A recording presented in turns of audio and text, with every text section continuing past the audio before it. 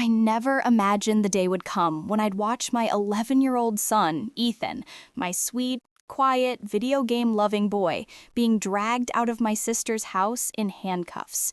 Handcuffs on a child, on my child. But that's not even the worst part. The worst part was standing in the driveway, frozen, while the two people who were supposed to protect me my whole life, my parents, watched it happen and did absolutely nothing. It started with a birthday party. My sister Leah had invited our entire family for her daughter Ava's 12th birthday. Balloons everywhere, music blasting, kids screaming around the backyard. It should have been a simple, wholesome family day. But Leah and I had never had an easy relationship. She always had a way of turning every gathering into a competition. Her kids smarter, her house bigger, her life more successful. I tolerated it for the sake of the kids. Ethan adored his cousins. I remember looking over and seeing Ethan helping Ava set up her new tablet. Ava was smiling, excited, jumping around. It warmed my heart for a moment. Then everything twisted. I heard a scream, Ava's, then a crash, then crying, and suddenly Leah stormed into the living room, shaking with fury. "Where is he? Where is Ethan?" Everyone froze. Ethan stepped forward, confused. Ava's brand new diamond earrings, apparently an expensive birthday gift from my parents, were missing. She had placed them on the table next to her tablet, and now they were gone. Ava sobbed. "Mom, Ethan was the only one near the table." My sister's eyes locked on my son with an expression I hadn't seen since we were kids, the one she used when she had already decided someone was guilty. But the look she gave now, it wasn't childish anger, it was hate. "She stole them!" Leah shouted. I stepped in front of my son so fast my chair tipped over. "Leah, he would never. He doesn't even care about jewelry." But she was already spiraling. "You raised a thief! A thief! My daughter's birthday is ruined because of your kid." My parents rushed in, and for a moment I thought they would calm her down. But instead, they looked at me with disappointment. At me, not at the insanity happening around us. "Just let her check his backpack," my mother whispered sharply, as if I was the one causing the scene. I refused. Ethan was shaking, terrified. He kept whispering, "Mom, I didn't do anything. I didn't." I believed him. I would always believe him. Then Leah did something unthinkable. She pulled out her phone, dialed 911, and with a voice full of fake panic said, "Yes, I'd like to report a theft. A minor stole jewelry from my home. Yes, he's still here. Please hurry." I lunged toward her. "What are you doing? He's 11. You can't call the police on a child." My dad stepped between us and sighed like I was making things worse. Let the officers sort it out. As if this were some neighborly disagreement, as if this wasn't my baby's life. The police arrived in minutes. 2 officers stepped inside. Leah pointed straight at Ethan, crying hysterically. "He took them! He took my daughter's earrings! Search his bag!" My son clung to my waist, trembling. I tried to speak calmly, explain that this was a misunderstanding, that no one had even searched the house, but the officers had already approached Ethan. "Son, we need to look in your backpack. You can make this easier by cooperating." He nodded because he was too scared to do anything else. They opened his bag, and everyone in the room gasped. Inside the front pocket, wrapped in a tissue, were Ava's diamond earrings. Ethan collapsed in tears. I didn't put them there. I swear, Mom, I swear." But no one listened. Not my parents, not the officers, not my sister, who smirked like she had finally won some invisible war. The officers put Ethan's hands behind his back. Click. The sound of the handcuffs, I swear, something inside me broke forever. I screamed, begged, pleaded. "He's a child. He's never been in trouble. Please, let me go with him. Please." My parents didn't defend me. They didn't defend Ethan. My mother actually shook her head in disgust and whispered, "We warned you your parenting was too soft." My dad looked away. They dragged Ethan out of the house. He was crying so hard he could barely breathe. I ran after them, but one officer held out his arm and blocked me. "Ma'am, step back." My son's voice cracked as he looked at me through tears. "Mom, help!" And then, right as they pushed him into the police car, I saw something. Something so tiny, so fast, but so important. Ava, standing in the window, her face pale, her eyes wide, her hands covering her mouth. And then she mouthed a single word, a word only I saw. "Sorry." My heart dropped. Why was she apologizing? What did she know? And before I could take another step, the police car drove away with my 11-year-old son. Ethan is taken away. Ava mouthed sorry. The truth is buried. The parents have chosen a side. My sister had the police drag away my 11-year-old son in handcuffs over a false blame. My parents I didn't drive to the police station. I flew there. I barely remember the road, only the pounding in my chest, the ringing in my ears, and the replay of Ethan's terrified face as the cruiser door slammed shut. When I rushed inside the station, an officer stopped me. "Ma'am, calm down. Your son is safe." Safe? My 11-year-old son was sitting in a holding room alone after being accused of stealing. I felt anything but calm. They finally let me see him. The moment the door opened, Ethan ran to me and buried his face in my stomach. "Mom, I didn't do it. I didn't do it. I promise." His whole body shook. His wrists were red from the cuffs. I asked the officer, "Why was he handcuffed? He's a child." He said, "Standard procedure when a suspect tries to run." "He didn't try to run," I exploded. The officer shrugged. "Your sister said he did." My blood boiled. Leah was building lies on top of lies, and everyone was swallowing them whole. A detective stepped inside, a middle-aged woman with tired eyes.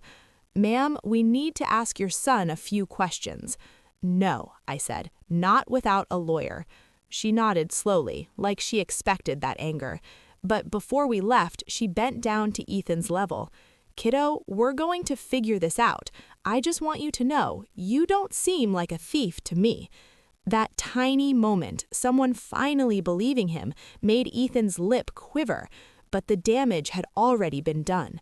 I took Ethan home. He didn't say a word on the ride back. He stared out the window, hugging his backpack to his chest like it was a shield. When we got home, he went straight to his room. I sat on the couch, silent, shaking, mind racing. And then I remembered something. Ava, her face in the window, her whispered, "Sorry." Something was wrong. Something was very, very wrong. I needed answers. I drove straight back to Leah's house. My parents were still there. The moment I walked in, Leah smirked.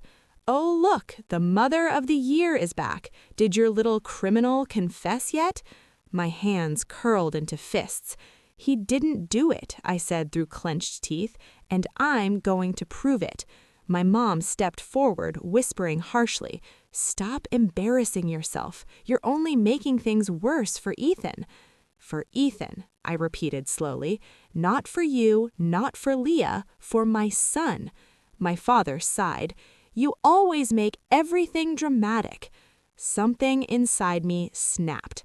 I said quietly, "You stood there and watched your grandson being dragged away in handcuffs, and you thought I was the problem?" The silence that followed was colder than anything I had ever felt. But then Ava appeared. Her eyes were red, swollen. She looked terrified. "Ava," I said softly, lowering myself to her height, "Sweetheart, why did you say sorry earlier?" Leah stepped forward instantly. "Ava, go to your room." But Ava didn't move.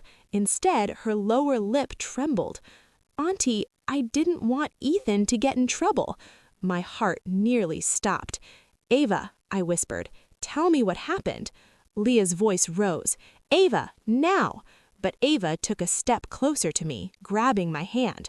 Then she whispered, "Mom told me to say he took the earrings." The room exploded. "What did you just say?" I shouted. Leah lunged toward Ava, but I stepped in front of her. You told your daughter to lie, to accuse an innocent child? Leah's face twisted. I did what I had to do. I stared at her in disbelief. What does that even mean? Why would you do this to Ethan? My parents were silent, dead silent. My mother looked at the floor. My father rubbed his forehead. They knew. I could see it. They knew something.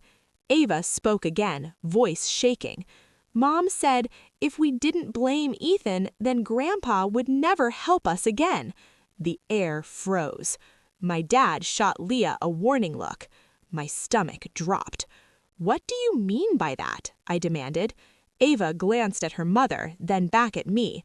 She said Grandpa only gives money if we don't make him mad, and she said blaming Ethan would make him feel bad for us. I felt sick. This wasn't just about earrings. This was about manipulation, power, money, favoritism that had poisoned our family for years. And my parents? Their silence was an admission. Is this true? I asked them, voice cracking. My mom finally spoke. Leah needed help. You're doing fine. She's struggling. So you let her sacrifice my son, an 11-year-old boy? My mother closed her eyes.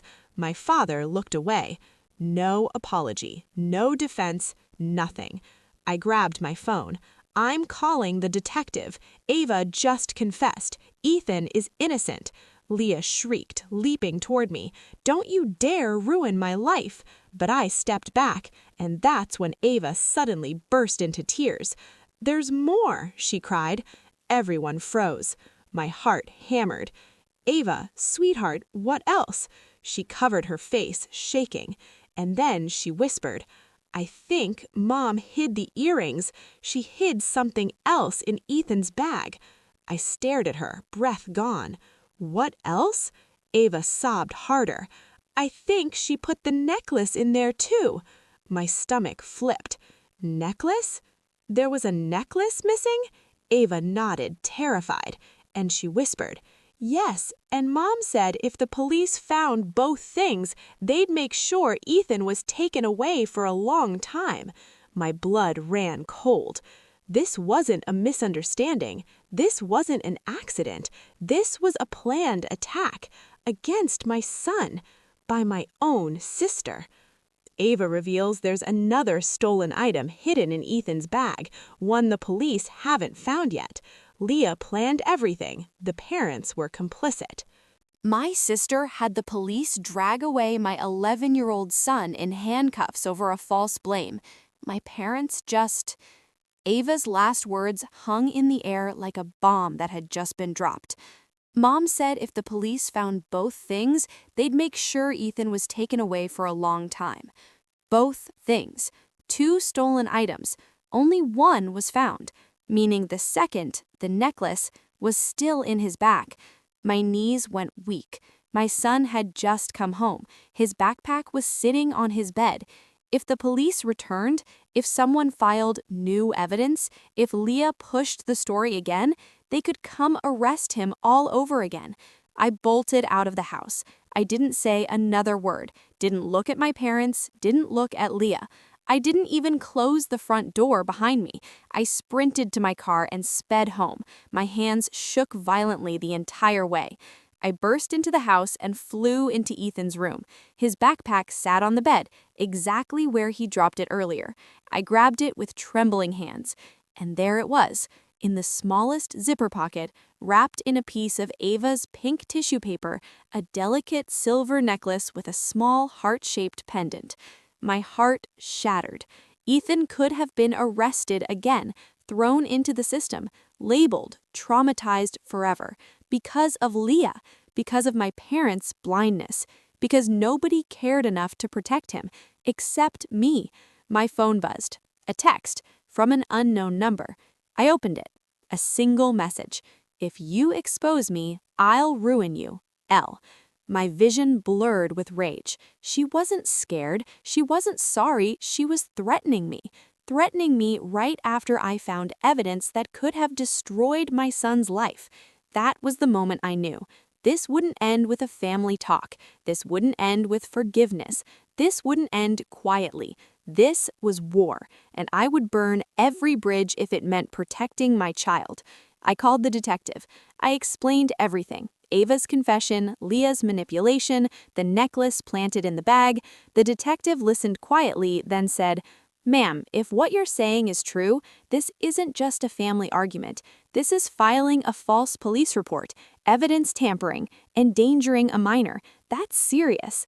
I swallowed hard. I know. Keep the necklace. Do not return to your sister's home. We'll investigate privately. And please, keep your son close. I thanked her and hung up. For the first time since the nightmare began, I felt a small flicker of hope. But then, there was a knock at my door, a loud, forceful banging. My breath hitched. I walked slowly to the door, looked through the peephole, and my heart stopped. It was my parents, both of them, stone-faced, cold, determined. I opened the door just a crack. My mother pushed it wider and walked in without permission. My father followed.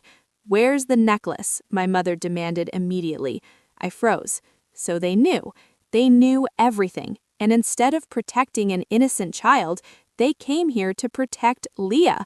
Unbelievable. "You're not taking anything," I said quietly. My father stepped forward, anger rising in his voice. "Your sister made a mistake, but if you involve the police, she could go to jail. Her life could be destroyed. You're being selfish." "Selfish?" I whispered. "My son was put in handcuffs. He cried himself to sleep, and you're worried about her?" My mother's eyes hardened. "You've always been dramatic. Let it go." That was it. The moment everything inside me snapped like a brittle twig. I reached into my pocket, pulled out my phone, and hit record. Then I held it up between us and said, "Say that again." My parents stiffened. I repeated louder, "Say it again, that you knew Leah planted the items, that you want me to protect her. Say it clearly." My mother stuttered. My father tried to grab the phone. I stepped back. "Try it again," I warned. "I'll scream and the neighbors will call the police." He froze. I stared at both of them with a pain so deep I didn't know I had that much left inside me. "You watched your grandson get dragged away like a criminal. You sided with a liar. You tried to cover up a felony. And now you're here demanding I help you bury it." I lifted the necklace into the air. "This is going to the detective, and so is every word you just said." Both their faces went white. "You wouldn't," my father said quietly. I took a step closer. "I would do anything for my son. Anything." They left in silence. No apology, no guilt, only fear. The door clicked shut behind them, and it felt like the final nail in the coffin of our family. 2 weeks passed. An investigation was launched quietly. Ava gave a full statement. The detective contacted several other parents at school who had also reported Leah encouraging their kids to lie to get what they wanted. Then the detective found something else, something I didn't even know. Leah had tried to take out a private loan months earlier, using my parents' house as collateral. My parents had refused, but they told her something dangerous. "If anything ever happened that made us feel bad for you, we might reconsider." Leah twisted that into a plan that used Ethan as bait, a plan to create a victim narrative so she could manipulate my parents financially. She destroyed her family for money, and she almost destroyed my son's future. The detective called me. Her voice was firm but calmer than before. "We have enough evidence. Your sister is being charged with filing a false police report, tampering with evidence, and endangering a child." I closed my eyes. I felt relief, sadness, anger, vindication, a strange mix of emotions. "Your parents may also be questioned," she added gently. I nodded. I wasn't protecting anyone anymore. The day the officers came for Leah was the day she finally broke. She screamed, cried, begged Ava to deny everything. Ava hid behind me, clutching my shirt. And for the first time since childhood, Leah looked at me with true fear. "You did this," she shrieked as they handcuffed her. I looked her dead in the eyes. "No," I said quietly. You did this to yourself." The officers escorted her to the car, the same way they had taken Ethan, a perfect, brutal mirror of karma. But the real ending came from Ethan. Later that night, he walked into my room holding his backpack. "Mom, are they going to take me again?" I pulled him into my arms. "No, sweetheart, no one is ever taking you again, not while I'm alive." He nodded, then whispered something that felt like it cracked the last broken piece inside me. "I thought you might believe them." I pulled back, holding his face. "Ethan, there will never be a day when I don't believe you." His eyes filled with tears, and for the first time since the nightmare began, mine did too. Final scene, the cliffhanger ending. Weeks later, I received an envelope, in the mail, no return address.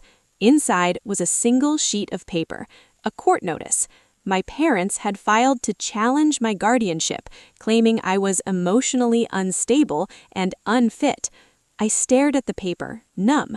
After everything, after what Leah did, after what my son went through, they were still coming after us, still choosing control, still choosing manipulation over love. My hands tightened around the notice, and I whispered, "If it's a war you want, I'll give you one."